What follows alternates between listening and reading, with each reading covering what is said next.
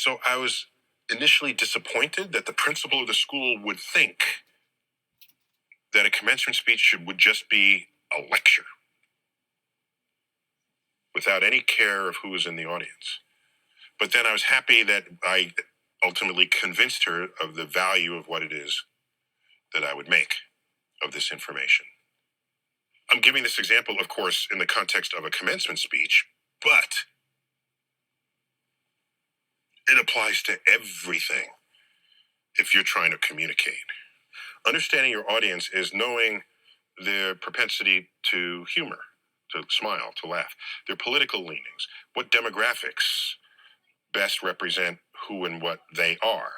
You want to know how old they are because different examples would work for different age groups. You'll want to know what their attention span is. All of this, be that in your classroom if you're a teacher. Be that in front of an audience if you're trying to communicate to them. Figure out what works and do it.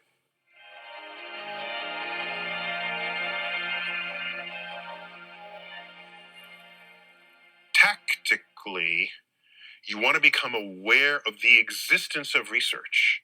Do you have enough knowledge to conduct an argument about something with somebody else regarding what is true or not in that topic? That's an important question because, as we know, especially in the social media universe, arguments are happening online all the time. And those engaged in the arguments are not necessarily formally trained. In fact, most of the time they're not. You can't expect everyone to have a PhD before you engage someone in an argument. Here's what I recommend. You take your newfound science literacy. This is knowing how to ask questions, knowing where to find information, knowing how to contest one kind of information against another, and say to yourself, here's why I have confidence. Let's take climate change, for example. Here's why I have confidence that climate change is real and is exactly what the scientists say. There are these reports where dozens, if not hundreds of scientists and scientific studies have participated in it.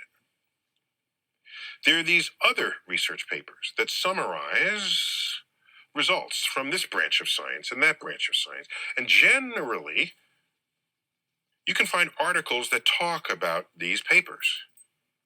So your task will be not to have a deep understanding of every research paper that's been conducted, but to be able to point to them and say, this is why I place my confidence in this result.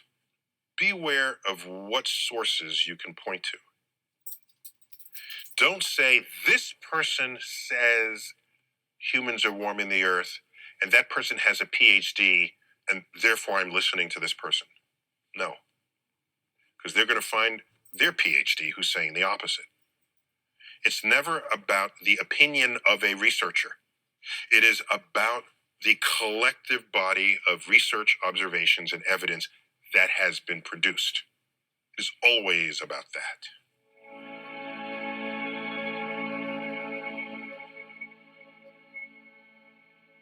I was on the Today Show. Why did they ask me on? One of our spacecraft pulled into orbit around Saturn. It's going to be there for 12 years. So I said, well, I spoke with the producers. I said, why don't we wait until some science comes out? And then I'd be happy to talk about the science. There's nothing to talk about. I haven't damn near turned on the machine yet. Oh, we know that, but we just want to talk about what discoveries it might make. I said, fine. So I go there. And they ask questions. What's it about? It's great. Oh, and I said it's going to discover the magnetic fields, the moons of Saturn, Saturn's ring system, the clouds. I say, oh, it's okay.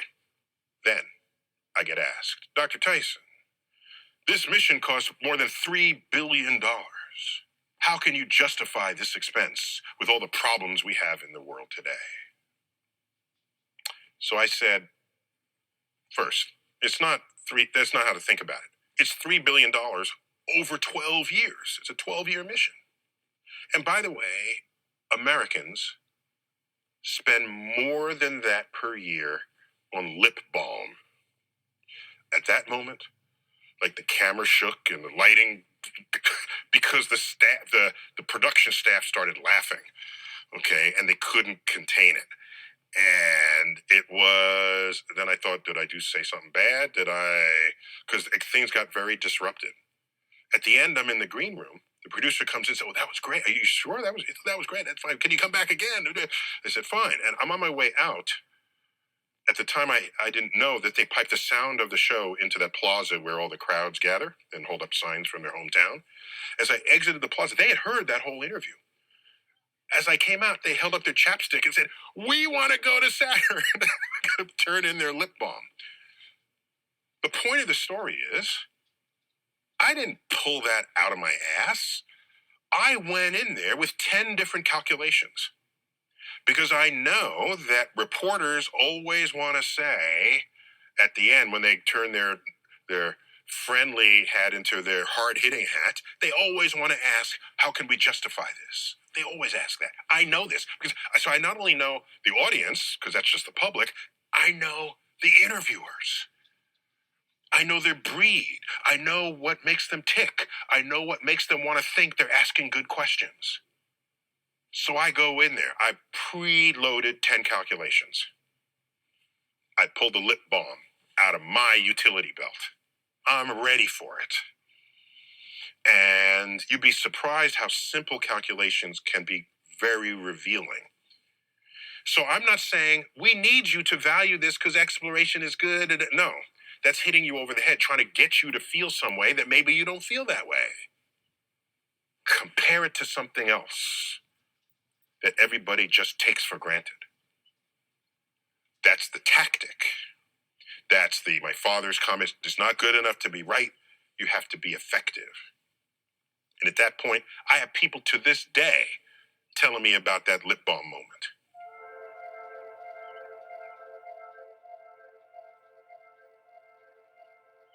Writing cannot overstate its value. 90% of the sentences that come out of my mouth publicly, I have previously written down. They existed in written form before they come out of my mouth. It allows you to organize your thoughts without someone judging it in that instant. It gives you a chance to rework an idea. It allows you to then show it to someone else. Is this clear to you? No, I don't know what the hell you're talking. Okay, let me go back. Let me rework this. So that if you hear me speak and you say, wow, that's a great sentence. Boy, he's really articulate. Am I pulling it out of the ether? No. I've actually thought that through before. I have put words to page. I have said to myself, no, this is not a good word for that context. Let me put in a different word. This conveys the wrong image, even though it's technically correct. So I have been through that exercise. I've been through those machinations. Today, anybody can be a writer. You can start a blog. If there's a topic you like, blog on it. Blog to a schedule. That'll force you to have to pull words out of your head. Reach for vocabulary that might have laid dormant since college or high school, since the last time you wrote the English paper. Bring it all up. Also, read more. The value of great literature is not, and I don't read as much of it as I should or as I want to, but the value of it is there are experts using words in interesting, innovative ways, clever ways, precise ways, descriptors that create an image for you, the reader, to capture and understand. Writing is the ultimate form of communication because it passes through time. You can talk to someone 100 years from now when they read your writing.